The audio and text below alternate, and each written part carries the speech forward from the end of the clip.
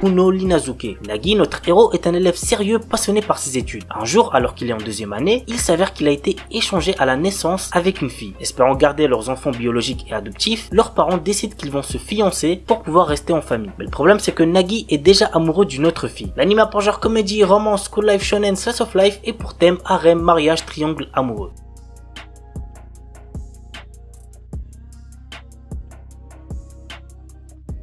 Lovina. Keitaro Urashima, notre héros, essaie d'entrer pour la troisième fois à l'université de Tokyo suite à une promesse qu'il a faite à une fille il y a 15 ans. Sur l'insistance de ses parents, il se cherche un petit boulot et accepte le poste de gérant de l'hôtel de sa grand-mère sans savoir qu'il a été reconverti en pension pour filles. L'anime a pour genre comédie, drame, ecchi, romance, shonen et pour thème harem.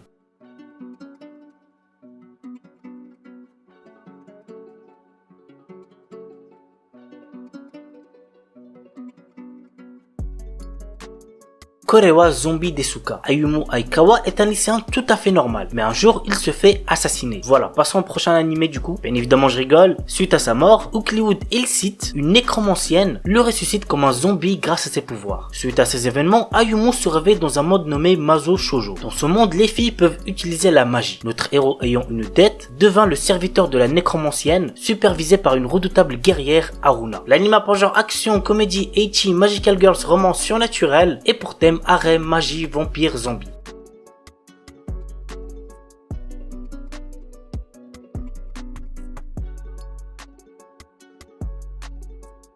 Orega Ujusama Gaku ni Shomin Sample. L'histoire se passe dans une école coupée du monde par les montagnes, mais la majorité des filles diplômées ne parviennent pas à faire face au monde actuel. Pour faire face à ce problème, l'école désigne un étudiant masculin nommé Kagurazaka Kimito au sein de l'établissement pour que les filles puissent s'adapter au monde. Malheureusement pour lui, il devra se faire passer pour un gay sous peine de se faire castrer par le conseil disciplinaire. L'anime a pour genre comédie, ecchi, roman, shonen et pour thème harem.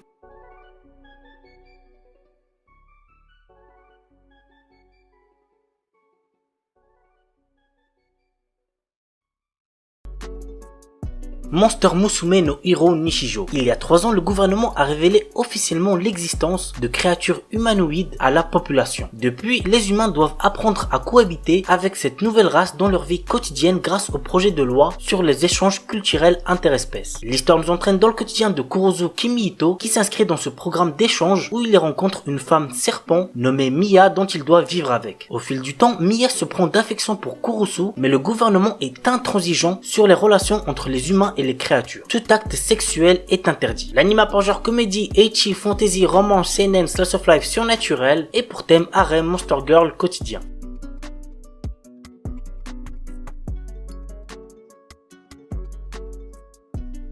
Et on termine avec Netoge no Yome wa Onanoko Janai to Omota. Hideki Nishimura est un lycéen qui passe beaucoup de temps sur des jeux en ligne. Il décide un jour d'avouer ses sentiments à une jeune femme qu'il a rencontrée dans un jeu, mais ses espoirs disparaîtront lorsqu'il comprendra qu'il s'agit en fait d'un homme se faisant passer pour une femme. C'est chaud, on est d'accord. Suite à cet événement, notre héros décide de ne plus jamais faire confiance aux personnes rencontrées en ligne. Quelque temps plus tard, une fille lui avoue ses sentiments en ligne, et cette fois-ci ce n'est pas un mensonge, puisqu'il s'agit d'une belle lycéenne nommée Ako Tamaki. Elle a cependant un gros problème puisqu'elle n'arrive plus à faire la différence entre la réalité et le virtuel, ce qui fait d'elle une solitaire isolée de tout dans la vie réelle. Hideki et ses amis de sa guilde vont ainsi tenter de l'aider à aller mieux. L'anime a pour genre comédie, ecchi, romance, school life et pour thème école, harem, jeu, quotidien.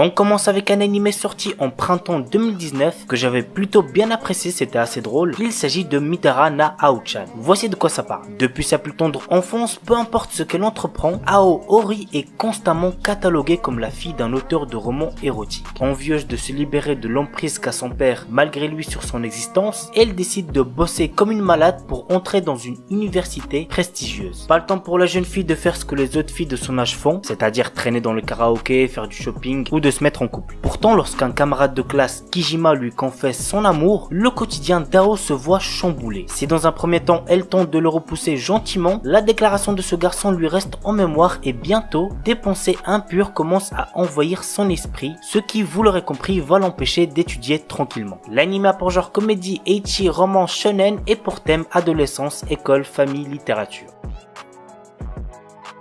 Momokuri. Un animé juste beaucoup trop mignon que je vous recommande fortement. Yuki Kurihara est une jeune fille qui a pris son courage à deux mains pour avouer ses sentiments à celui qu'elle aime, Shinya Momotsuki, qui accepte de sortir avec elle. Cependant, elle est tellement obsédée par lui qu'elle ne manque aucune chance de le voir et qu'elle note tous ses faits et gestes. De son côté, Shinya veut tout simplement réussir à rendre Yuki heureuse. L'anime a pour genre comédie, romance, school life, slash of life et pour thème école quotidien.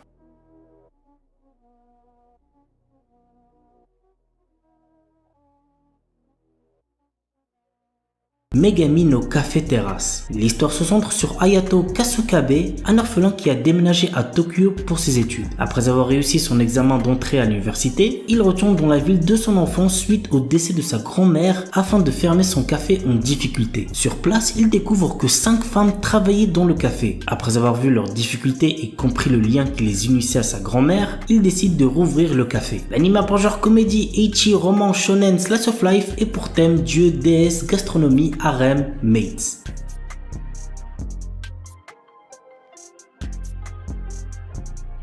Rokudo no Onatashi. Rokudo est un perdant et ça tout le monde le sait. Il se fait maltraiter dans son école et reçoit des regards méprisants de la part des passants. Il peut seulement garder le peu de fierté qui lui reste pour se plaindre avec ses 2 seuls amis. Cherchant désespérément quelque chose pour changer sa vie, il utilise son dernier espoir. Un artefact ancestral transmis de génération en génération dans sa famille qui permet de mettre tous les démons sous son contrôle. Cependant, dans notre ère, cet artefact a un effet différent. Il permet de rendre toutes les délinquantes amoureuses de Rokudo. L'anime a pour genre action, comédie, drame, romance, school life, shonen, surnaturel et pour thème délinquance harem.